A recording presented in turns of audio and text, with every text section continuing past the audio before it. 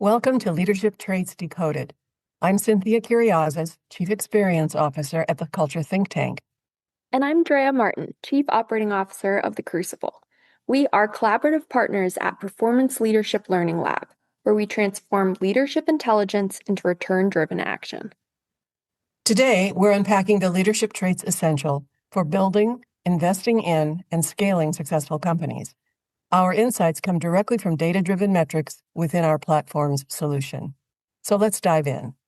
Well, good afternoon, Andrea. How are you doing? Yeah, doing well. How are you? Good. I have given some thought to our traits discussion today, and I think I'd like to combine two of the traits, if we will, see how they play off of one another. And the first one is something that is called engages deeply with stakeholders. Yeah. What I want to share with you is, and because I'm a coach and consultant, I, of course, hear the word deeply, and I want to know what you mean by deeply for the traits. Yeah, great question. So let's take a step back first with engages deeply with stakeholders. And the meaning there and kind of how we define this trait is by building meaningful relationships and trust with the people of interest. So these stakeholders, people who have a stake in it. Okay. And what this word deeply really represents is, and this is kind of a distinction too, because I know this trait came up when we were talking about directness. It's not just the ability to communicate, but the ability to communicate with clarity in the situation that it is. Okay. So with the stakeholders, giving them the necessary information.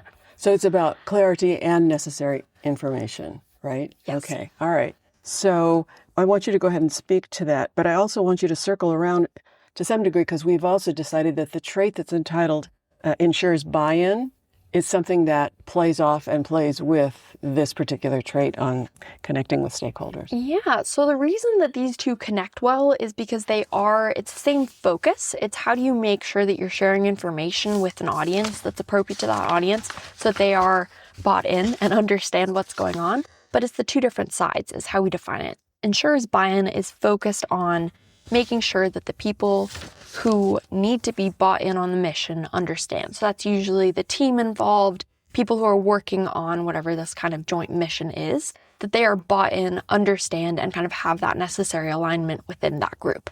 While engaging deeply with stakeholders is that other side, it's looking up. The investors, the stakeholders, the people, the board, the people who need to be reported to some extent about what's going on. So it's looking kind of up in the hierarchy and looking down in the hierarchy, making sure that both sides have necessary clarity and understanding. Okay. Clarity and understanding are key words in that in that trait. I don't know whether to ask what happens when it's not deeply understood, when there is a lack of clarity then there needs to be. What happens then? Yeah, so, and this is something, I have a recent example that comes up with engages deeply with stakeholders. And this individual is actually pretty high in ensures buy-in. When it came to communicating with her team, she was very strong. She made sure that they understood the kind of what was going on and that there was that necessary buy-in. But on the other hand, there was a little bit of a challenge for her when it came to engaging deeply with stakeholders. She wasn't as clear as she potentially could have been when it came to what information to pass along to the board. And what that resulted in is either she would give too much information to the board and they wouldn't know what to do with it, or she would paint the information in a way, because she was sharing too much or not at all, that there was really a lack of trust of what was really going on and a little bit of doubt to the situation, because instead of sharing the story in the way it needed to be told to the stakeholders, she was sharing the information either too fully or not at all, so they didn't really understand. There was a lot of fear associated with what's actually going on. It's really that ability to tune into the audience that's a big factor of these two elements here, because if you're able to share the necessary information to the right people and in a way that those people need to understand it, your team needs to hear a very different story than the investors do. And walking that line of how do you share it, both with honesty and clarity, of course, but how you can communicate both sides to keep all the parties necessary happy and functioning as they need to be. So people, like the stakeholders, know when there's issues that they need to know about, and the team knows when there's issues that the team needs to know about, but those aren't always the same thing. So for a leader that's potentially just has a lot of candor, is very honest off the bat, doesn't maybe put a necessary filter on who's my audience, do they need to hear this, who needs to know what. Sometimes that team aspect is a little bit easier, because if you're very authentic with your team, you tell them everything that's going on, there's just an inherent trust that's built because you're very transparent. That's great. But with stakeholders, that can be a very strong turnoff, or just a miscommunication, or just something that creates further doubt. So that was an interesting scenario, just having a conversation a little bit around how she can better understand who she's talking to, and maybe even just taking that step back before communicating to say what's working with the style that I'm using and what isn't working, and how can that be adjusted to better adapt and help everybody have the understanding that they need to have around the situation. So it sounds to me that let's get clarity about who the audience is first. Then let's develop clarity around what level of message they need to receive, and then what level of message is not appropriate for this particular audience. And it may be for the other one, it may not be. Right. But just to get clarity around what we're doing and who we're doing it with. Right. Yeah, so I can see how ensures buy-in and engages deeply with stakeholders is connected, kind of intertwined. But again, with many traits, it's important to see first step, second step. Right. Yeah. Thank you. That was awesome. Yeah. I'm curious, kind of with your coaching experience in this space, if this individual that we worked with came to you, for example, and had to go through that process of asking more questions, maybe getting a better understanding. This individual had been with the organization for a while, but let's say they were new. Someone's new to an organization. You don't quite understand how the board works yet. You don't quite understand how the team works yet. How would you suggest that they take a step back and ask the right questions to really get a sense of the environment, to really be able to start to build? Filters might be the wrong word, because that assumes that there's like a lack of transparent information coming through, but it is kind of a filter. It's how do you put the right, because story also implies that there might be like fictitiousness about it. So I'm not trying to imply you're supposed to lie to other people or anything of that sort, but rather this, like, how do you put the right lens and really focus and prioritize the information that needs to be shared with different parties? This is a really good question. I try to work in threes. I try to think about what are the top three things that I need this new person or employee to know, because they've never spoken to a board before. Right. My first three would be, these are the three things that a board is most concerned with.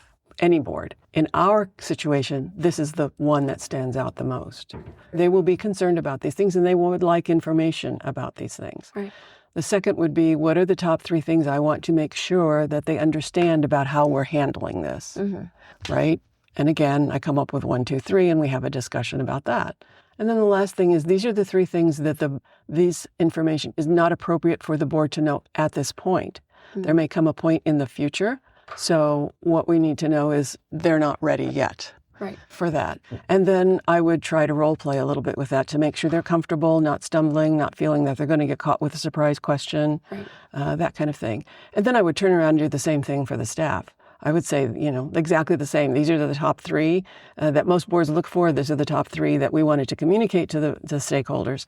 And this is the things that we are not ready to discuss yet. It's not the appropriate time. Right. To try to give some type of sense of yes, no, green light, red light for people who have not done that.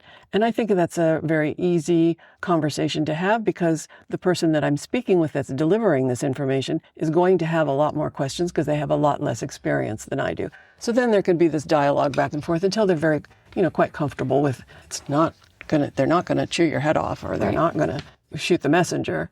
You just need to be able to be well-versed and framed around this without going someplace that would not add value or benefit to either us or the board or the stakeholders. Okay.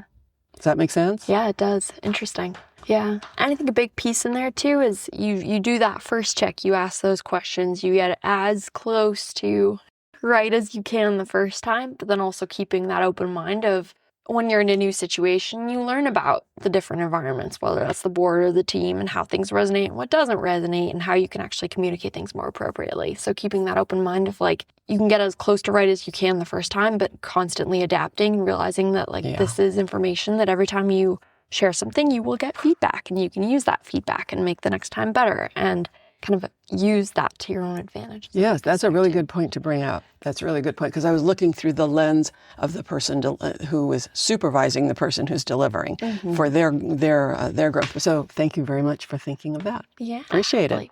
Perfect. This was fun. Yeah. Any other thoughts on ensures buy and engages deeply with stakeholders? I think it just really reiterates this communication need, the importance of that in this space. Yeah. Just preparing yourself before you try to prepare others. Yeah. Yeah. Ooh, I like that. All right. Awesome. Thank you. Thanks for listening to this episode of Leadership Traits Decoded. You'll be able to find all our episodes on the Performance Leadership Learning Lab website at www.pllab.com,